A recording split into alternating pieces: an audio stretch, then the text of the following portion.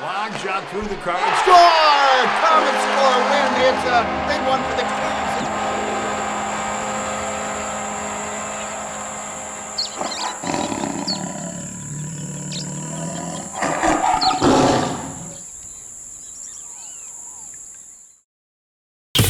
91, Colin Chaulk, Toronto, Ontario, captain.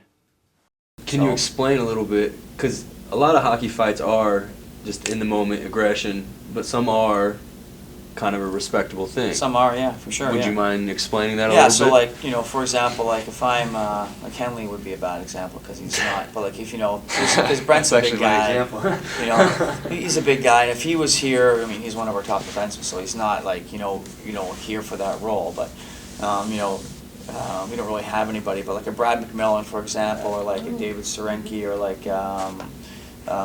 Jeff Worrelton. These are some names that maybe, I don't know if you guys come to any games in the past, but, you know, not really. Okay, so anyhow, just okay. So basically, like, just not that their job was to fight, but their job was to, you know, be a role player, be a good player, be a good person, work hard, you know, be physical, be engaged in battling, whatever, and you know, and then and fight. You know, part of.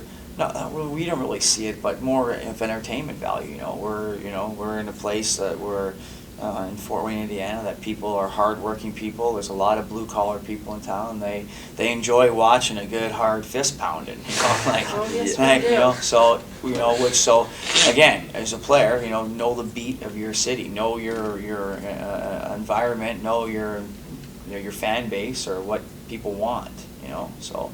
If you give them that, you know, you're going to be employable, right? So like Brad played the role perfect, you know.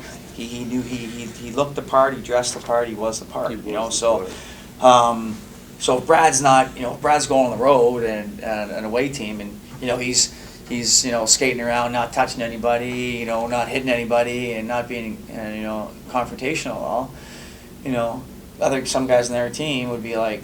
You know, like you're home now. Yeah, it's a big show now, a big circus, dog and pony. You know, I'm here to help you entertain you. I'm paying your salary. Like, screw you, buddy.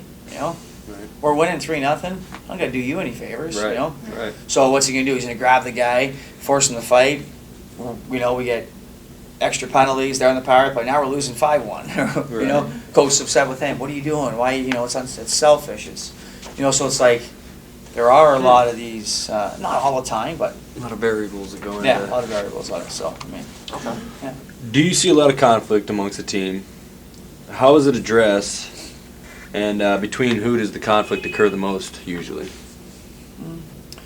I don't know. Most guys, they don't like the ruffle the feathers. Most guys won't. You know, they'll just be like, shake their head, skate away, go talk to one of their roommate or their girlfriend and bitch about it.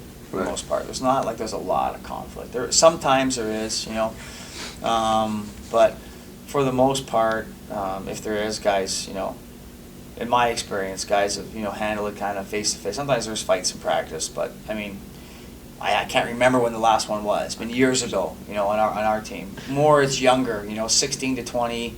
You got 4 forward lines, you know, for the most part, 3 only play. So you got these 3 extra guys that are just, you know, waiting for any opportunity, you know, and if there's 6 defense that play, there's usually 2 or 3 that don't play. So they're, you know, kind of presents some confrontation, and so that's more so where it comes from, especially if they're not good guys. You know, maybe the good guy is not playing, or maybe he is a bit of a jerk, and the guy that is playing, so the personalities clash a little bit, you know. So, I mean, but there's not like, again, you don't. I mean, I'd be lying if I told you like everybody on the team, you know. Right. I mean, I got 2 kids and a wife, and I'm not going to pretend to be this ultimate team guy and go hang out with you for lunch if I don't like you. Like, I'm not going to ask you to go for lunch. I mean, I'm going to play hard for you, or, you know, I'm going to help you on the ice. If someone hits you, I'm going to be right in there, you know. But, I mean, I'm not, limited right there to work. Yeah, I'm not going to go for beer with you. You probably don't want to go with me either. So, right. You know, we can hang out in the dressing room and talk and laugh, and if I sit beside you in the plane or the bus or whatever, it's cool. It's no problem. But, you know, just not going to spend my disposable time or money with you. You know? Do you think you're the best for the job? And if something were to happen, whom would you choose to fill your role? And, you know, what qualities do you and coach look for when choosing assistants? You know what I mean? Because obviously, if you were to go down, an assistant would step up. But how do you know You know, what do you look for when choosing those assistants? Well, Similar qualities? Yeah, I mean, I didn't have really, well, I guess Simmer asked me about Smitty being the assistant captain.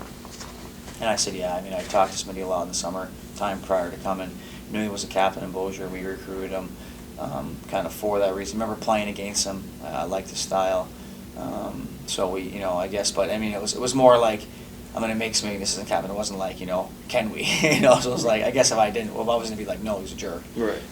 Brett Smith, the kind of team, then maybe he. But so it was like, it was more like, this is what we're doing, just kind of heads up, you know. So it was a great decision anyhow. Kaylee was, I was in Italy when they gave me the assistant captain. So, I mean, it's not like, mostly captains and assistant, they don't ask. Like, if they make you and a captain, they don't ask, like, who the assistant should be. Most times. I personally think they should ask, you know, like, some guys don't want that role. They don't, you know. Don't respond well. They don't respond well. So, some guys do, so. Do you think it has something to do with the fact that he's from Fort Wayne? No, I think Kaylee, maybe when he received the assistant captain, I think looking back, probably maybe wasn't the best idea just because he was young still, you know, and there's a lot of pressure on him because he's from Fort Wayne. You know, I mean, I think Kaylee, his first exhibition game in his rookie year, I think he had like 300 people come to the game. Like it was crazy, you know. So, you know, it's just added pressure that maybe. Not that he couldn't have handled it, but, you know. And anyway, I mean, I think, you know, it's not like he's a great guy for the role. I think Kaylee could be a future captain here or anywhere, you know. But I guess to answer your question, you need to do the right thing when you're a captain, you're a captain. You need to do the right thing, and just ask yourself how many times.